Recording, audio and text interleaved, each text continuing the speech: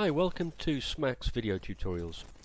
In this tutorial we'll discuss how to add a file to a page. This file would be a page that you would download. It could be a PDF or it could be a document that you wish to share. So we've got a news item here. We're going to add a new news item, and basically it's a news item to download a file. And so we're going to add a new news item, file to download. Add. So in here, this page, we want to download a file. So let's have a look at our page we just created. File to download. Okay. So there's nothing much on there at the moment that's interesting. So we've got a few files up there. So this section here, so we scroll down and we've got download file. So all we do, we browse, we've got a PDF here, we've got an MP4 video. I'm going to choose this one. And that is it. So now when we preview our web page, we have got download file, this one. So it's quite a nice system because it doesn't show the path to this file.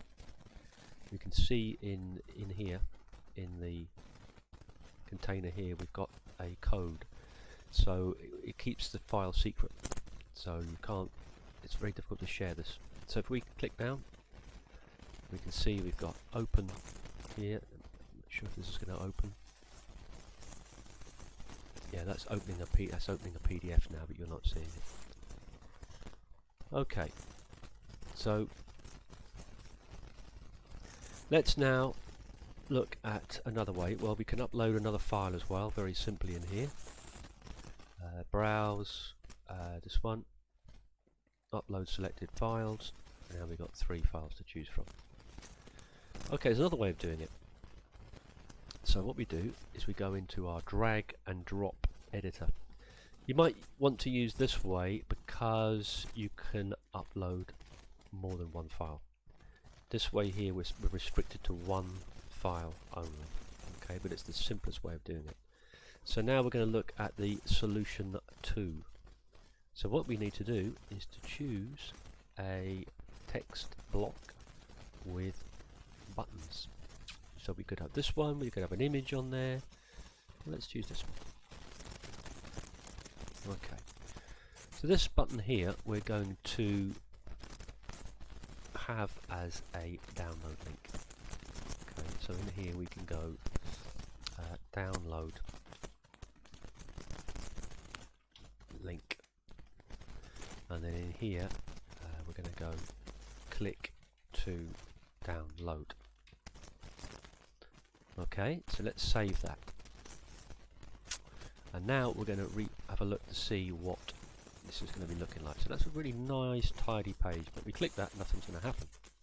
So we need to get a link in here. So we go back into our page here, and now we're going to look for the file to download. To do that, we need to go into settings, files manager. So we could have a whole string of files in here. We could have PDFs, we could have Word documents, Excel documents. So in PDF we've got one document. I could have hundreds of documents in here. So in order to download the file, we need to copy the URL, which basically is copying the location of this file on the web server so that people can download it. So all we do is we click that, and this will then copy this URL to your clipboard. Okay, so now we go back into our file to download page, and in here we're going to go edit link, and now we've got the URL that we found. So now we need to paste that URL, and then we click OK and save. So now what happens when we click this, we will open a new page, and that will have the PDF. So now we go and have a look and see what that looks like. Click to download, click that, and yeah, there it is there. So that's a very nice, very easy way to have multiple files, because we could now have another one here. We could have a whole bunch of files to download on this page. Download link, download link. So in this particular case, we actually see the URL in the link.